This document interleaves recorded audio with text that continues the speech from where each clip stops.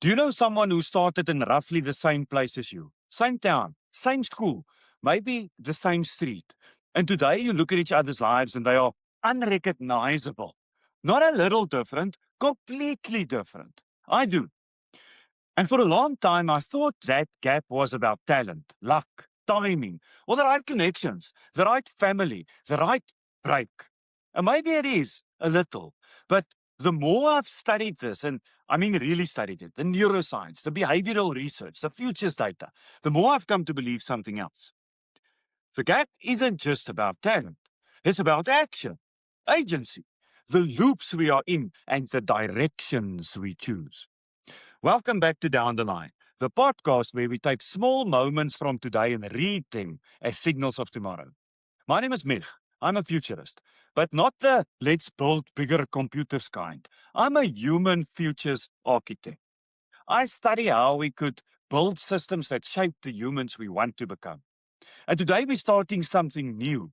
Over the next few episodes, I want to introduce you to a framework that pulls together all of the future works that I've done on human capability and that draws on neuroscience, behavioral science, complexity theory, future studies, and African philosophy. It's called Paddle Pop Go because I'm a surfer. And one of the first things you'll be taught in a surf lesson is exactly that. Paddle pop go. The rhythm that you will repeat for as long as you surf, no matter how the waves might change. But we're not starting with a framework today. We're starting with a story. My story. And a concept that sits at the heart of everything that follows. I call it the divergence. It's 1996. I've just finished school. I had plans, clear ones, study, qualify, become somebody. But then life did what life does and the plans fell apart. So I did what you do when the plan disappears. I took what was available. My first job was a security guard at pep stores. Now, nothing wrong with honest work. I want to be clear about that. But it wasn't what made my soul lighter. Not even close. And from there, I started floating, drifting, job to job. 5 years of floating. Wednesdays and weekends, I was at the bar. Beer with the guys. Same bar, same guys, same conversations. I was picking up weight, picking up debt. And somewhere underneath the noise of it all, I was starting to spiral. I was 23 years old. And even at 23, something in me knew this isn't going anywhere. And then one night, just as I was about to order my first beer, the mate's already laughing in the background. That feeling was particularly bad. And then a Tracy Chapman song came on. You got a fast car, fast enough so we can fly away. We got to make a decision. Leave tonight or live and die this way. What a song, man. But it got to me. It made my insides feel like a washing machine and my brain as if it was on fire. The barman was still asking me what I wanted, but I just stared at him, didn't hear a word. I got off my seat, I walked out, and I drove home with only the moon watching.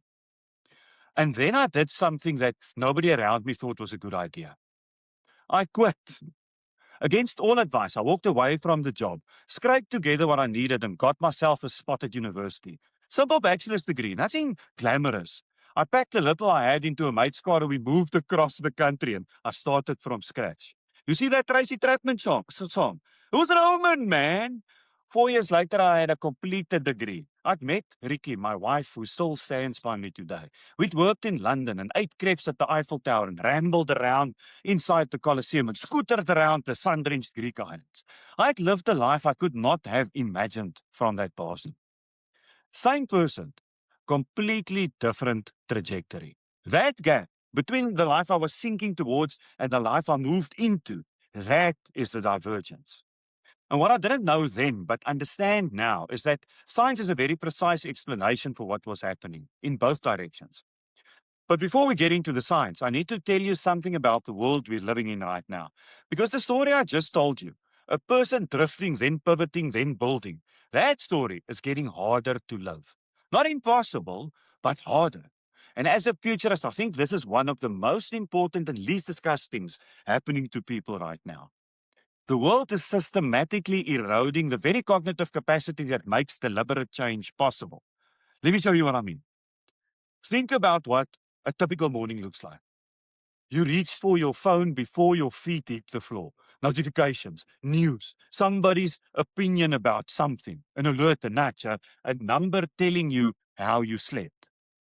Before you've had a single quiet thought, your nervous system is already reacting. And that's just the morning. We live in a period what researchers are calling polycrisis. Not one big problem, many overlapping ones and amplifying each other. Economic pressure, geopolitical instability, climate disruption, AI reshaping the workplace. And underneath all of it, an information ecosystem that's optimized, deliberately, algorithmically optimized to keep your attention in a state of low level alarm. In South Africa, add the specific texture of our reality. Youth unemployment sitting around 60%. Violent crime. Economic growth that's averaged under 1% for over a decade. Infrastructure under strain. A healthcare system carrying a rising burden of preventable, pressure driven disease. These aren't background statistics. They are the daily lived pressure that people carry into every decision they make. And here's where it gets important for today's conversation. That pressure, chronic sustained overlapping pressure, does something measurable to the human brain. Not metaphorically, measurably. It suppresses the prefrontal cortex, the PFC, the part of your brain responsible for long range thinking, deliberate choice, impulse regulation. And this is the one that matters the most, the ability to imagine a different future from the one you're currently in. And at the same time, it amplifies the amygdala, the threat detection center, the part that says danger, react, survive. So the more pressure you're under, the less access you have to the part of your brain that could actually help you respond to it. It's not a personal failing, it's neuroscience. And the world we've built, the always on notification driven polycrisis environment of today and beyond, is applying that pressure more consistently to more people than at almost any point in history, which means more people are stuck in a loop without even knowing it. Let me describe that loop for you. I just got to take this a little bit closer and make sure you can see the board at the back here. So what happens is the first thing is pressure starts setting in. Your experience of the life that you are living is becoming that it's more difficult. And then what do? You react by working a little bit harder. Let me just move this thing up. By working a little bit harder, right? You're putting in more effort. And when you put in more effort, it means that you sleep less. Not only do you sleep less, you exercise and move less, and you start eating funny stuff on the run, whatever you can get in bags and barcodes and boxes. And those things combined means that your brain becomes a little bit foggy. Your PFC starts shutting down. And that means that your decision making gets affected. And when your decision making gets affected, your performance starts dropping. And when your performance starts dropping, guess what? The pressure sets in again. And then you start working harder and you start recovering less and your brain becomes more foggy and you make worse decisions. And then your performance drops and the loop just tightens and tightens. What a scenario we find ourselves in. It's crazy, man. Here's the thing about the loop. It doesn't feel like a loop from inside it. It feels like circumstances. It feels like this is just how things are right now. It feels like I just need to get through this stretch and then I'll recover. But the stretch doesn't end because the loop doesn't end. The loop is self reinforcing. Every turn makes the next one tighter. The neuroscience is clear here. The research on allostatic load, the accumulated biological wear produced by chronic stress, shows that the body's systems don't simply stay activated under sustained pressure. They begin to dysregulate. And the dysregulation itself becomes a stressor. So the loop generates its own fuel. And this is the thing I most want you to hear today. Inaction is not neutral. I'll say that again. Inaction is not neutral. The system has a direction, and without deliberate intervention, that direction is not sideways. It's not holding steady. It's down. Downward is gravity. It requires nothing from you. No decision, no effort, no awareness. It just runs. The 23-year-old me at the bar on a Wednesday. I wasn't holding steady. I was on a trajectory. I just couldn't see it clearly enough yet to name it. Now, here's the flip side. And this is where future thinking becomes genuinely hopeful rather than just honest. The same system that drifts downward without intervention responds to action. Not just the futures. Everything responds to action. Biology responds to action. Move your body and inflammation reduces. The PFC strengthens. Cortisol regulates. The very loops that tighten under inaction begin to reverse. Relationships respond to action. One reached out hand changes the relational field around you. Opportunity responds to action, not because the universe rewards effort in some mystical way, but because movement creates visibility and puts you in different rooms and different environments and shows you things that were invisible from the bar stool. And the futures, the actual futures you are navigating toward, they respond to action too. Because the brain is not a passive recording device, it's a navigation system. It's continuously generating representations of possible futures to guide what you do next.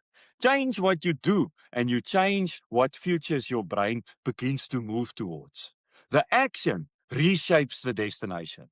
I didn't quit my job and enroll at university because I had a perfect plan. I had no plan. I had a feeling, a song, and a decision made in a parking lot late at night. But that one action changed the landscape. It created conditions from which a completely different set of outcomes became possible. And here's something I've come to believe strongly, and the science backs it up.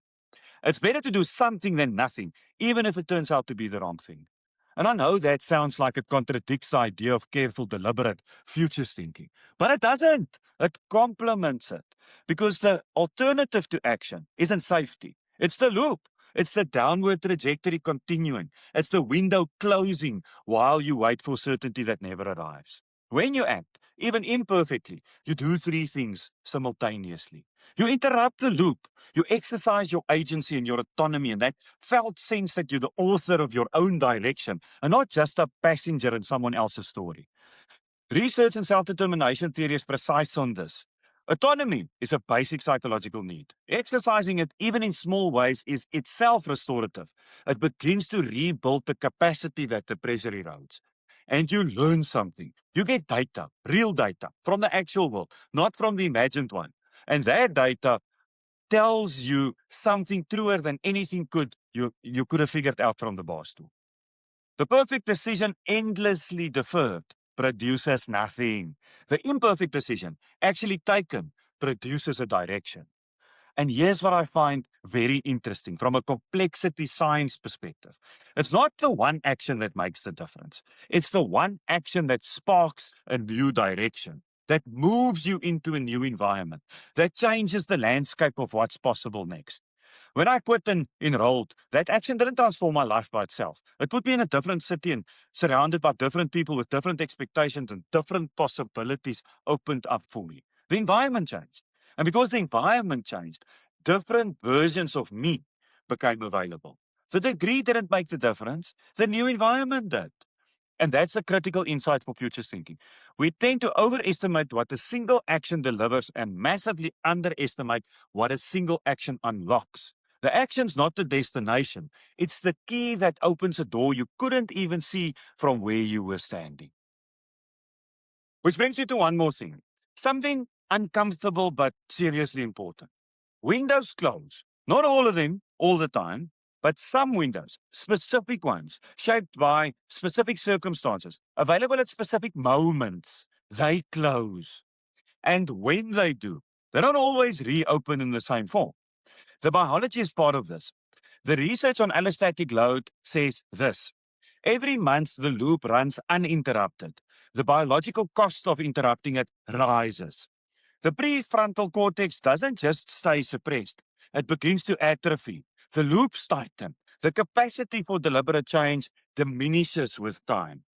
But it's not only biology, it's circumstance. It's the fact that at 23, I had very little to lose. No mortgage, no kids, no career to protect.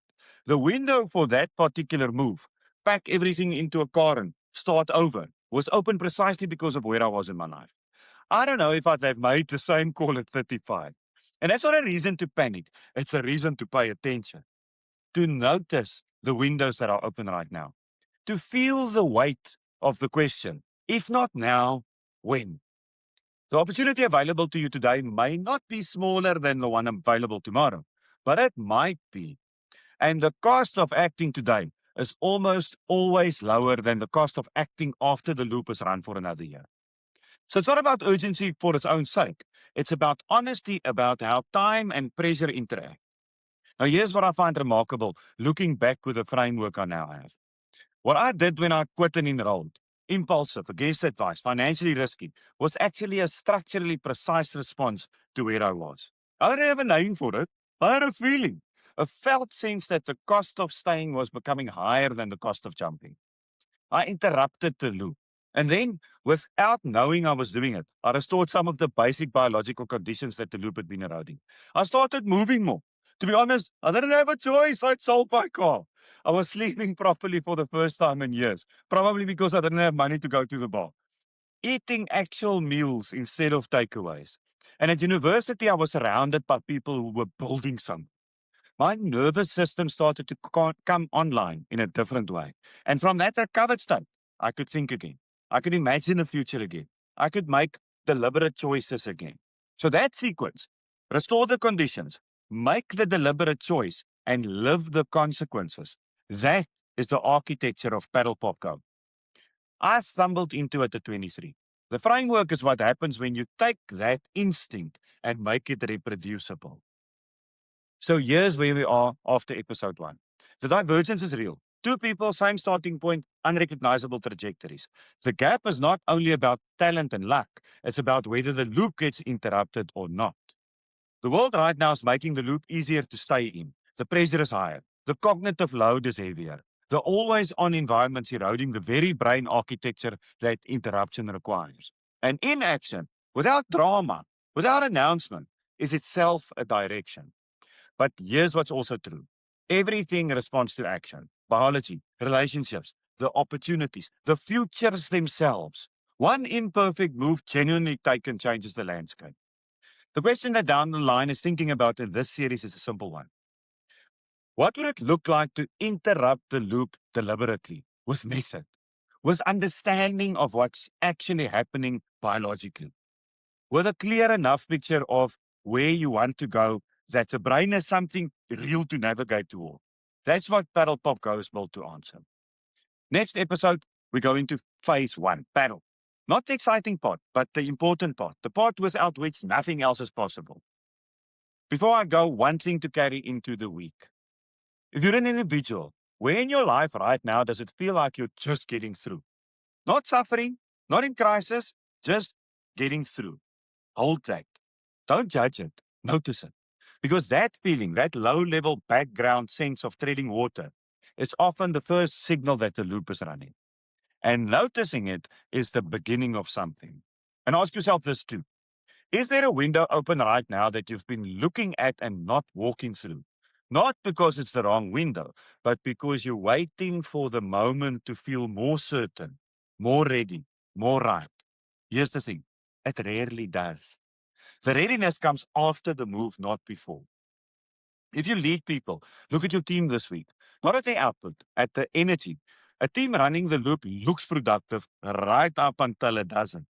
The output hides it. The energy doesn't. Ask yourself honestly, am I creating the conditions for the loop to run or the conditions to interrupt it? And is there a decision you've been deferring about culture or about structure or about someone who needs a direct conversation where the window has been open longer than it should have been? And if you're thinking about this at an organizational level, loop's not only a personal phenomenon. It runs through systems, through cultures, through the unspoken rules about what gets rewarded and what gets ignored.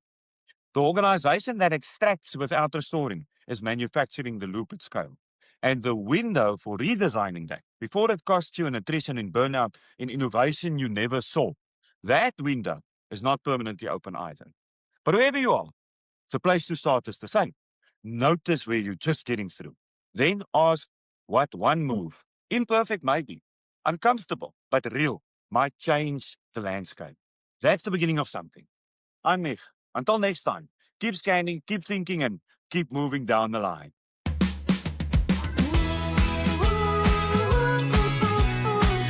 Down the line, catch a wave.